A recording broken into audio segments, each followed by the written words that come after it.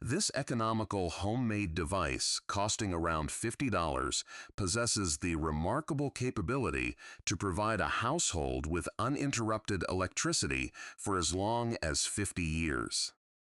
It operates independently of solar irradiance or wind velocity, maintaining a consistent output exceeding 95% efficiency, a level of dependability that neither solar nor wind power can rival.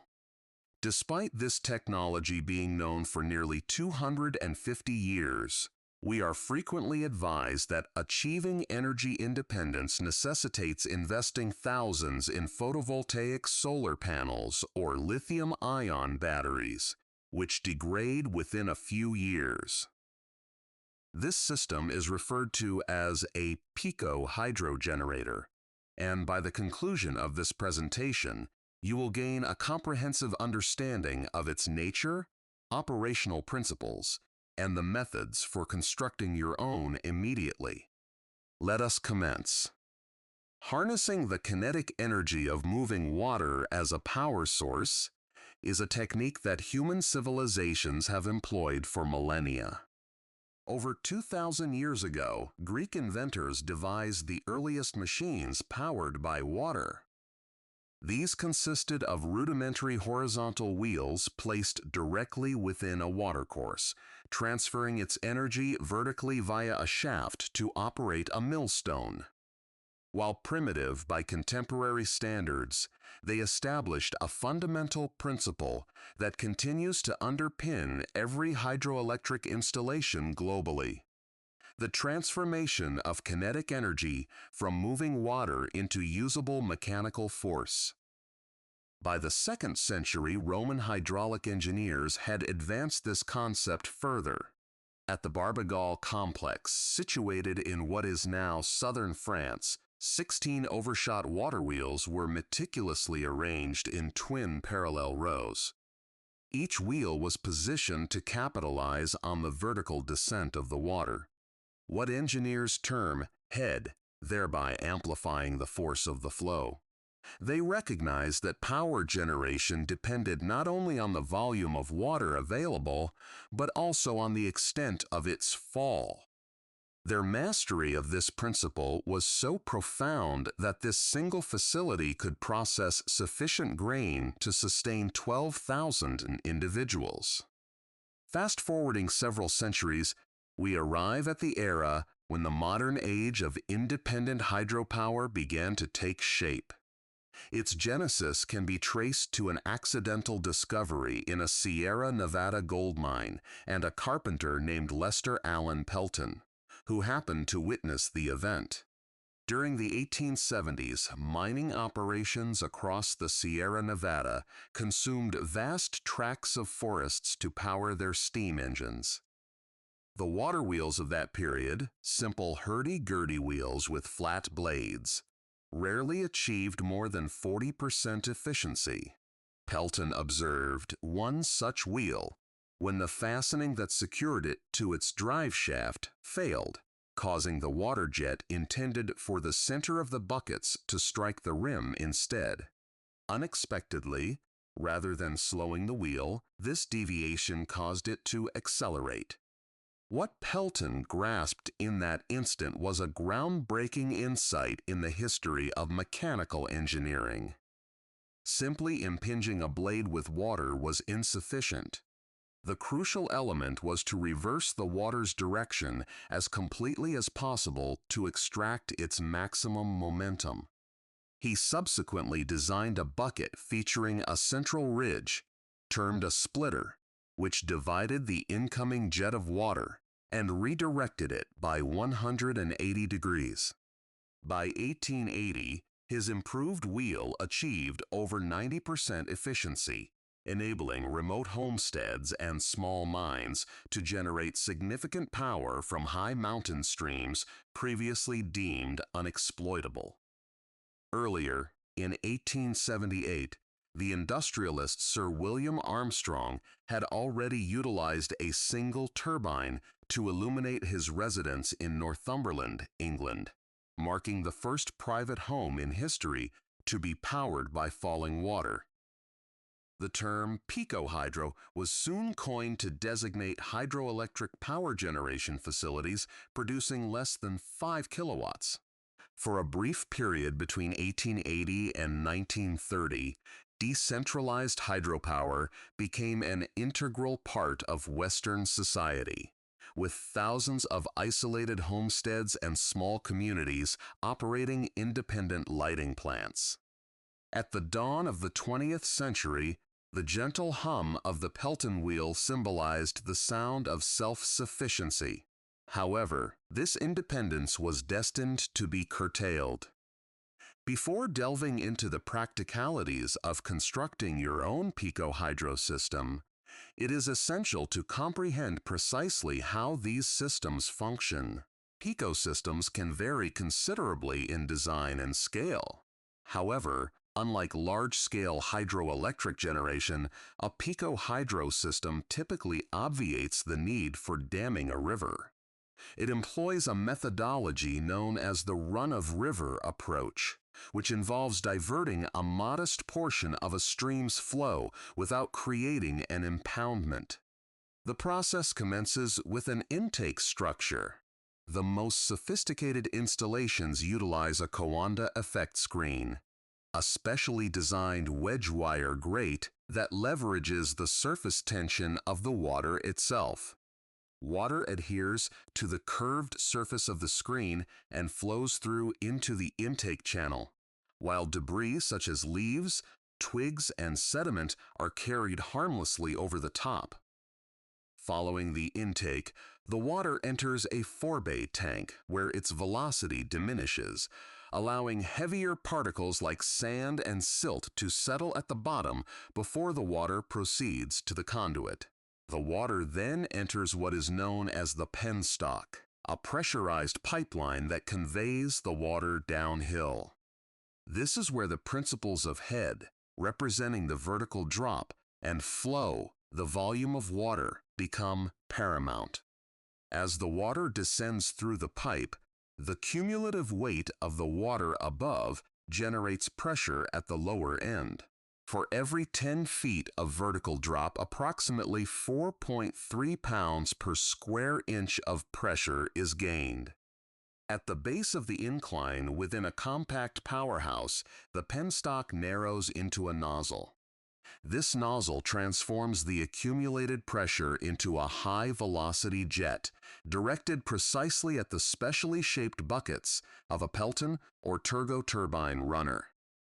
The rotating shaft of this turbine then drives a permanent magnet alternator, a generator whose internal magnets produce electrical current the instant the shaft begins to turn, without requiring an external electrical stimulus to initiate operation. It generates raw alternating current as it spins. Here lies the critical distinction that sets Pico hydro apart from all other off-grid systems.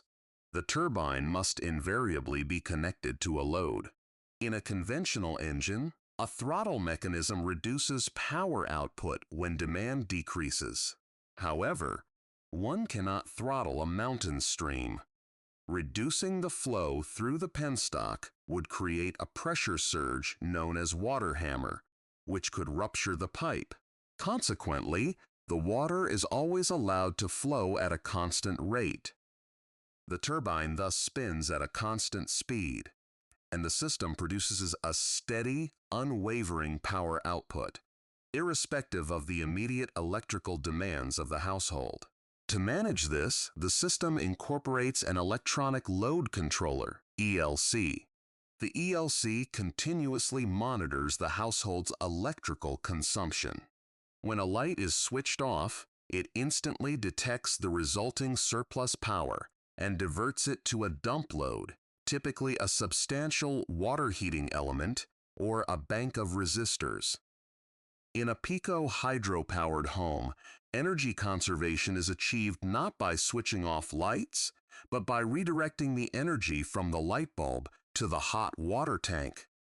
When comparing Pico hydro to alternative energy sources, the inherent advantages of employing these systems in an off-grid configuration become strikingly apparent. In the realm of energy independence, our current landscape is predominantly solar-centric. This prevalence stems from solar technology's adaptability to diverse environments and partly from the relative ease of manufacturing, transporting, and selling solar panels. However, solar power is constrained by a fundamental physical limitation, its capacity factor. In most regions of North America, a solar panel achieves its rated output for approximately 4 to 5 hours each day. Over the course of an entire year, this translates to a capacity factor between 15 and 25%, meaning that the average solar installation is essentially inactive for 3/4 of its operational lifespan. Pico Hydro, conversely, boasts a capacity factor of 95% or higher. If you possess a 1 kilowatt hydro turbine, it will consistently deliver 1 kilowatt every hour of every day. In a 24-hour period, this amounts to 24 kilowatt hours. To achieve the same energy output from solar power, one would require an array of at least 6 kilowatts to compensate for periods of darkness and suboptimal sun angles. This disparity leads to a significant difference in battery storage requirements. Due to its lower capacity factor, solar energy users necessitate substantial reserves of lead acid or lithium batteries to bridge the gap between sunset and sunrise. In contrast, a Pico Hydro user may require no batteries at all, or perhaps only a small buffer bank. Provided a suitable location with year-round water flow has been identified, the stream itself effectively serves as the battery. The potential energy stored in water at an elevated position offers a far more consistent and reliable energy source than any man-made chemical storage system.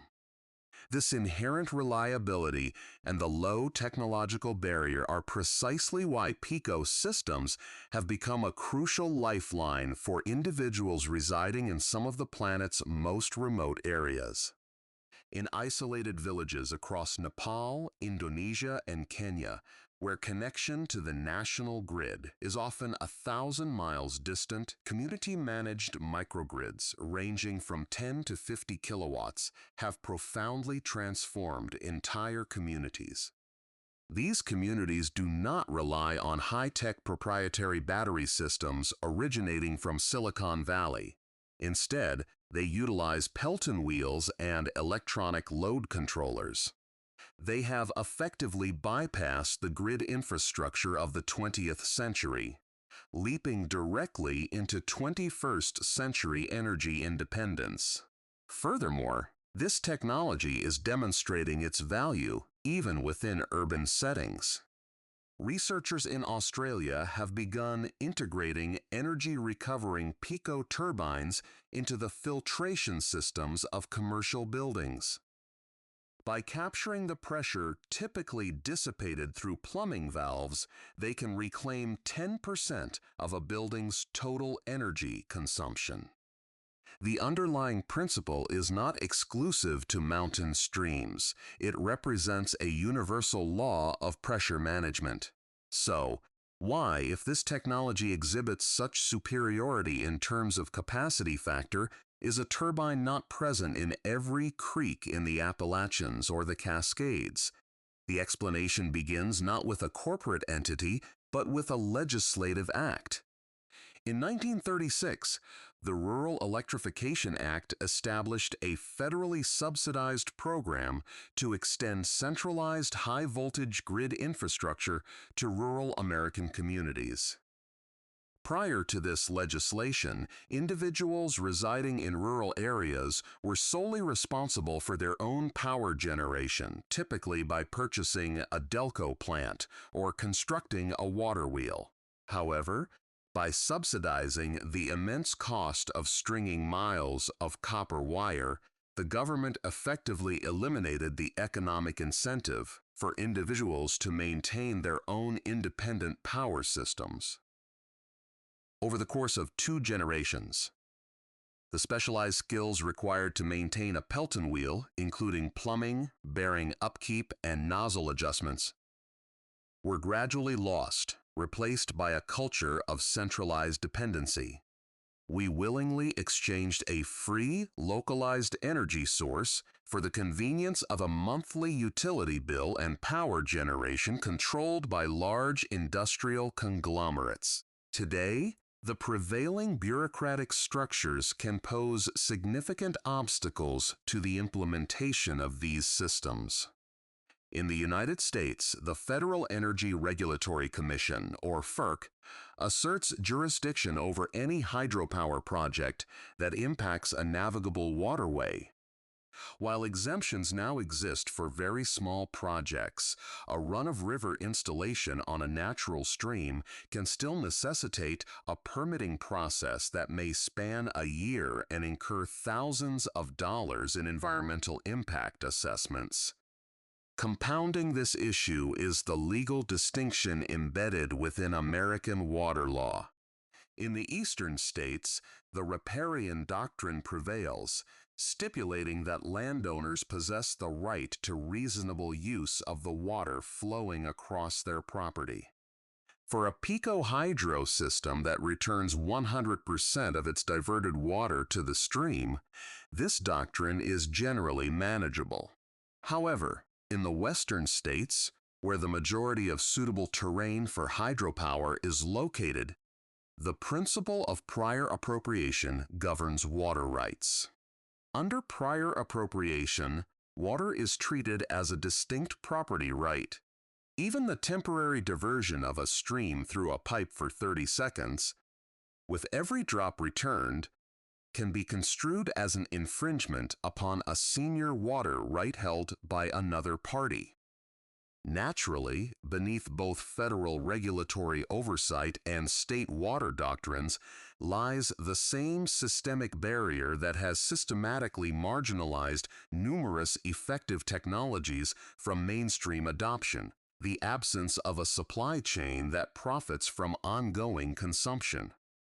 While the initial acquisition of the turbine and associated materials may represent a substantial investment, a robustly constructed Pelton wheel can endure for 50 years with minimal maintenance, requiring only a new set of bearings, costing around $50, roughly once a decade.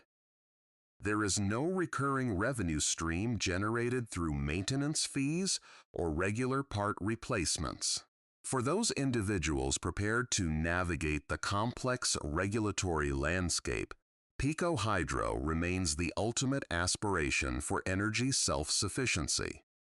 However, political considerations aside, several practical factors must be carefully evaluated. The primary prerequisite is the suitability of the site itself.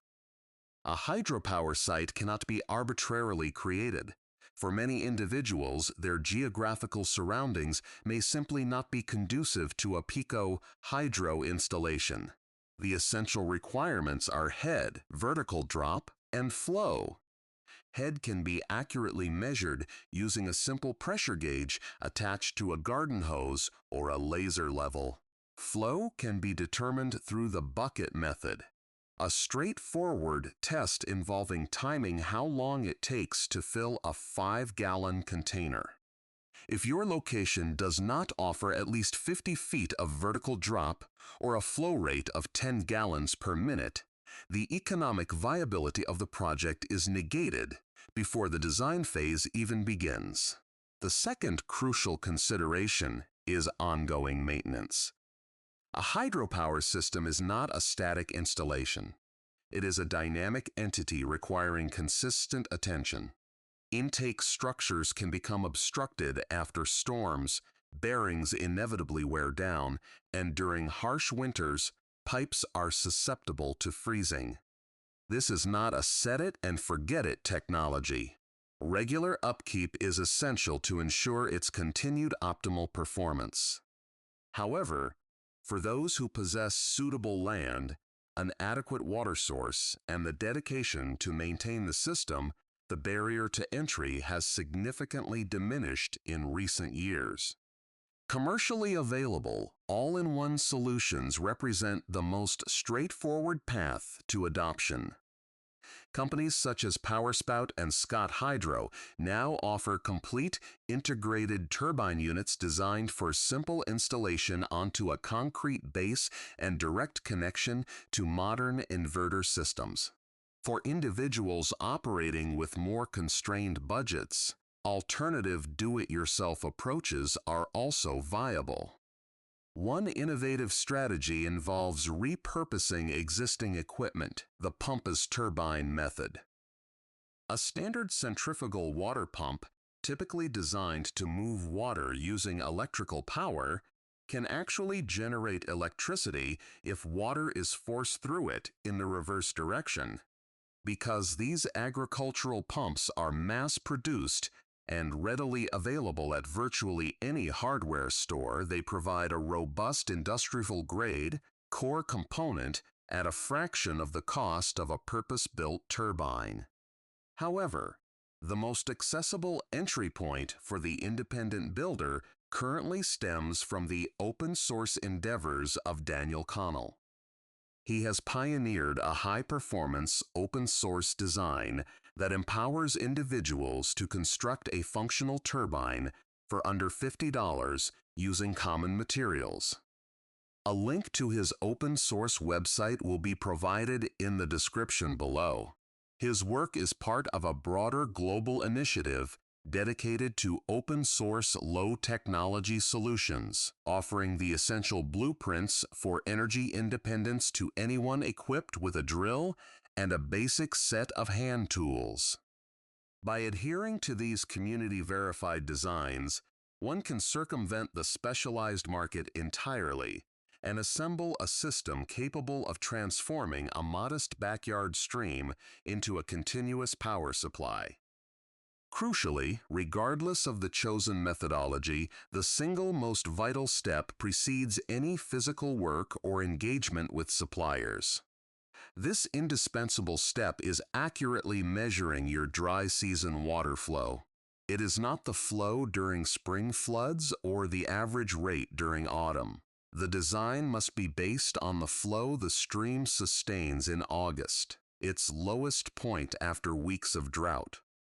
A system that consistently produces 500 watts throughout a dry summer is ultimately more valuable than one generating 5,000 watts for only 2 months of the year.